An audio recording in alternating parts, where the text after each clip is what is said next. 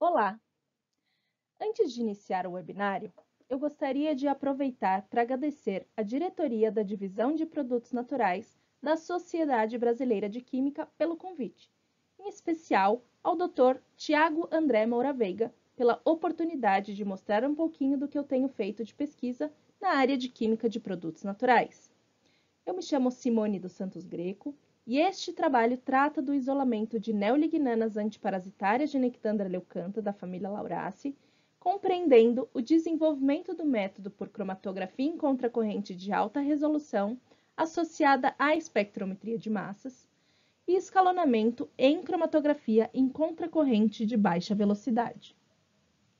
Este trabalho foi realizado em parceria com 3 instituições, por meio da colaboração dos pesquisadores, professor Dr. João Henrique Guilar de Lago, da UFABC, Dr. Gerald Jers, da Technische Universität Braunschweig, na Alemanha, e o professor Dr. André Gustavo Temponi, do Instituto Adolf Lutz, que fazem parte da rede de pesquisa Natural Products Against Neglected Diseases, RESNET-NPND.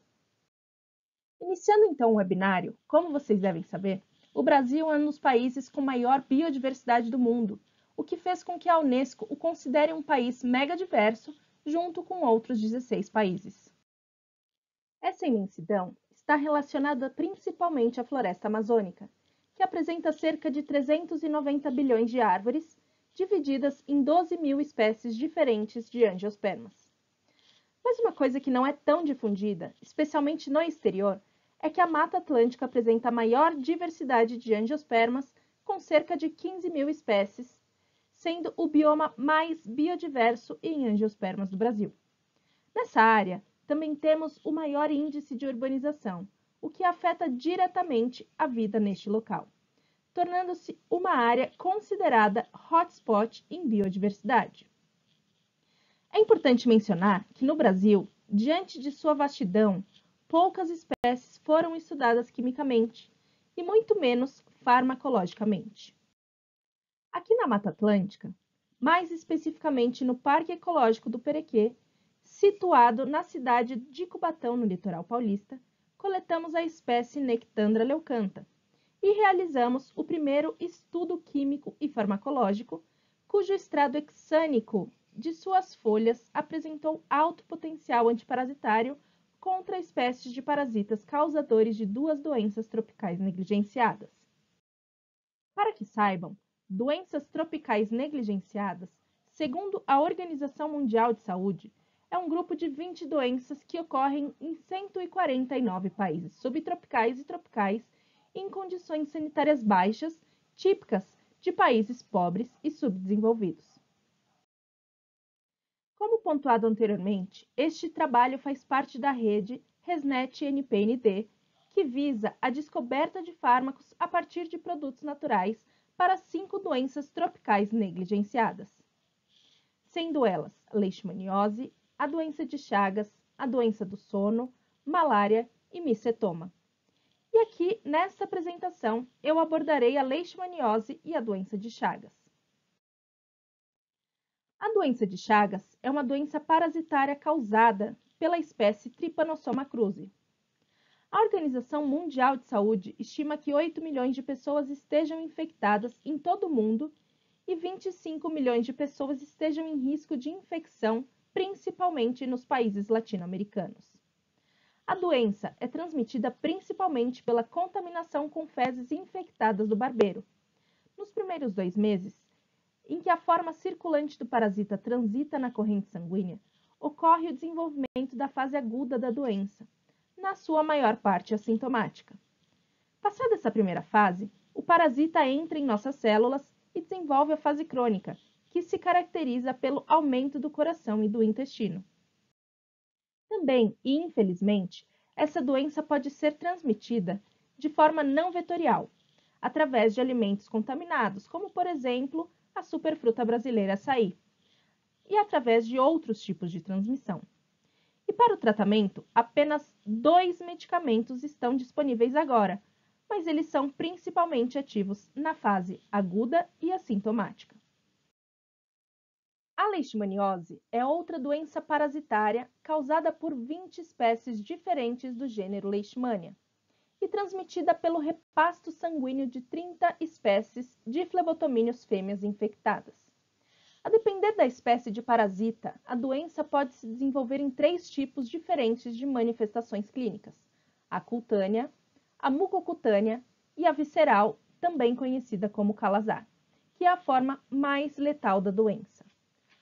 Para a manifestação cutânea, estima-se que nos últimos anos tivemos 1 milhão de novos casos.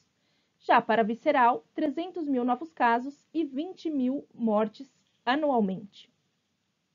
E, no geral, 1 bilhão de pessoas correm o risco de infecção.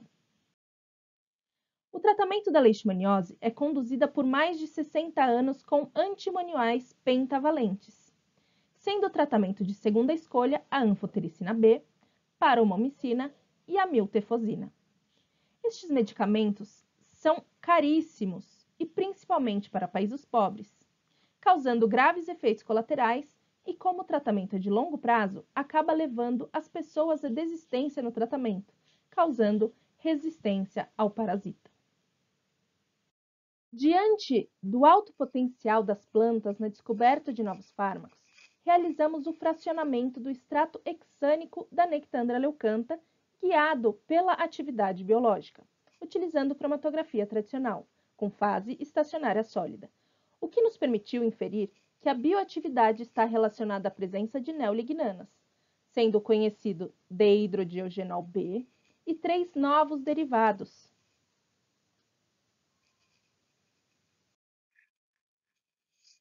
Algumas dessas neolignanas apresentaram atividades frente à Leishmania donovani, espécie causadora da leishmaniose visceral, e contra Trypanosoma cruzi, semelhantes aos medicamentos de referência, mas com menor toxicidade para a linhagem de células saudáveis testadas, garantindo maior índice de seletividade. Por conta disso, esses compostos poderiam ser utilizados como inspiração e protótipos para a descoberta de fármacos mais potentes para essas doenças e, portanto, deveriam ser submetidos a ensaios em vivo e o preparo de derivados baseados em estudos in silico. Sendo assim, visando futuros estudos em vivo e pré-clínicos e o preparo de novos derivados que requerem grande quantidade de compostos bioativos, o nosso objetivo aqui foi utilizar a cromatografia em contracorrente para otimizar o seu isolamento. Para isso, iniciamos avaliando os melhores sistemas de solventes para o fracionamento por CCC. Avaliamos o fator de retenção e o perfil de separação em um cromatógrafo de alta eficiência em escala semi-preparativa e fenado a um espectrômetro de massas de forma offline. E, por fim, o melhor sistema de solventes foi transferido e escalonado e o fracionamento avaliado em um protótipo de larga escala, um cromatógrafo de baixa rotação e bobina espiralada também enfenado a um espectrômetro de massas offline. Para a escolha dos sistemas de solventes, foi utilizado o método Shake Flask e a distribuição dos compostos nos sistemas bifásicos foram analisados por cromatografia em camada delgada comparativa. Iniciamos o ensaio com 3 diferentes sistemas bifásicos: hexanometanol, hexanoacetonitrila e ciclohexanoacetonitrila, todos na proporção 1:1.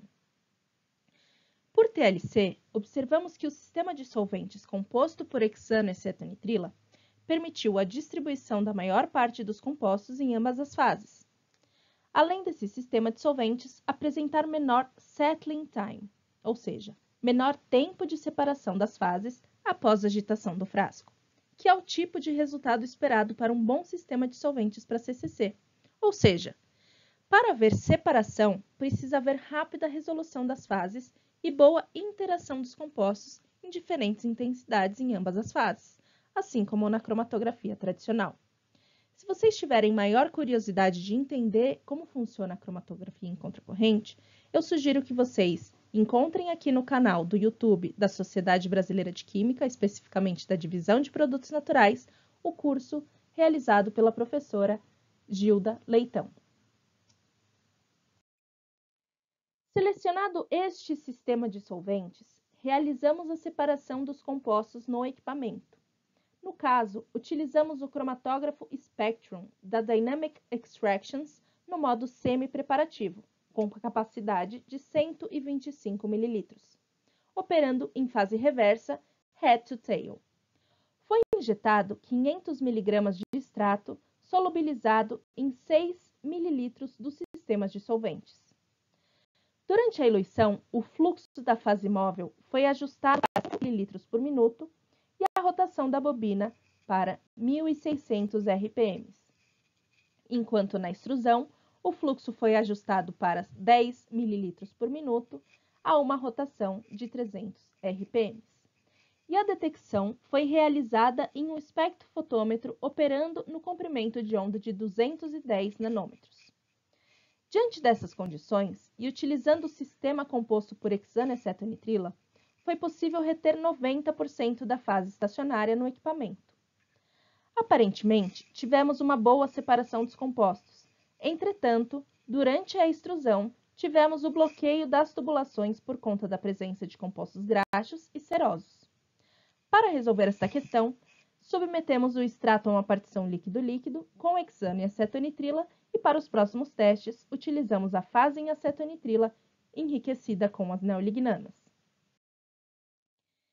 Testamos, então, outros sistemas dissolventes, hexano-metanol na proporção 1:1, hexano-isopropanol-água na proporção 3:3:2 e hexano-etanol e água na proporção 6:5:1. O primeiro sistema de solventes, quando colocado no equipamento, não permitiu a retenção da fase estacionária. O segundo permitiu 53% de retenção da fase estacionária e o terceiro 80% de retenção da fase estacionária, o que refletiu numa melhor resolução na separação cromatográfica para o sistema 3 quando comparado ao sistema 2. Não satisfeitos, testamos outros 3 sistemas dissolventes da família Hemwatt, composto por hexano, acetato de etila, metanol e água, nas proporções 7:3:7:3, 6:1:6:1 e 6:0:5:1. Os 3 sistemas dissolventes permitiram praticamente a mesma retenção da fase estacionária no equipamento, 81,8, 82,6 e 82,6. Visualmente, preferimos submeter o fracionamento do sistema 7:3:7:3 para a análise do perfil de separação das neolignanas por espectrometria de massas. Para isso, injetamos as frações pares, uma a uma, por injeção direta no espectrômetro de massas tandem, com ionização por elétron spray. O perfil espectrométrico nos mostrou que nossos compostos alvos estavam de alguma forma separados e ficamos satisfeitos em transferir o método para o protótipo de larga escala. Para o fracionamento em larga escala, utilizamos um protótipo de bobina espiralada de baixa rotação, construída pelo Dr. Ito, que é uma máquina com um eixo de rotação, com velocidade máxima de rotação de 280 a 300 RPM e capacidade de 5,5 litros. Diante dessas condições, utilizando o sistema de solventes que escolhemos, no caso Hemwatt 7373, juntamente com um fluxo de eluição de 10 ml por minuto, com rotação máxima durante a eluição, foi possível reter 75% da fase estacionária. A carga da amostra foi de 16 gramas dissolvidas em 130 ml do sistema dissolvente. A separação durou 6 horas e, após esse tempo, iniciamos o processo de extrusão. Como podemos ver através da análise espectrométrica, o fracionamento neste protótipo reproduziu o perfil de separação do equipamento de alta performance HPCCC e pudemos obter frações enriquecidas dos 2 primeiros compostos-alvo em 1,1 gramas e 378 miligramas, e pudemos também obter os 2 outros compostos em alta pureza. O terceiro composto obtivemos 3,5 gramas com 97% de pureza e o quarto composto 1,7 gramas com 98,6% de pureza. O composto metoxilado até mesmo cristalizou dentro dos tubos coletores, como é possível observar nessa imagem. Uma pequena coisa nos chamou a atenção, que foi esse sinal representado na cor verde, com o mesmo peso molecular do desidrodiogenol B, mas com tempos de retenção diferentes. Com o objetivo de identificar qual seria este isômero, realizamos uma etapa de purificação pós-CCC, utilizando o Cefadex, que gerou 5 frações no total, e pudemos observar na fração SC5D a presença deste composto que identificamos como 3A, obtendo então 50 mg deste composto. As análises de RMN uni e bidimensionais revelaram sua identidade como sendo o deidrodiogenol, permitindo concluir que, além da separação dos nossos compostos-alvo, o CCC permitiu também a separação dos isômeros, que não foi possível pela técnica cromatográfica tradicional. Concluindo, atingimos o nosso objetivo. Pudemos otimizar o fracionamento das neolignanas de nectandraleucanta, obtendo nossos 4 compostos-alvo e mais um outro que não esperávamos. 2 deles em alta pureza por meio de um fracionamento em uma etapa, que durou apenas 6 horas de separação, sem o uso de fase estacionária sólida e, consequentemente, sem a geração de resíduos sólidos. Relembrando e comparando o estudo com o uso de separação por cromatografia tradicional, que eu não apresentei neste trabalho, tínhamos uma duração de mais de um dia. O operador ficava exposto o tempo todo aos solventes e os compostos puros eram obtidos após mais de uma etapa de fracionamento. É importante mencionar que também esta metodologia nos permitiu separar isômeros, e o novo composto apresentou atividade antiparasitária ainda maior do que o seu isômero.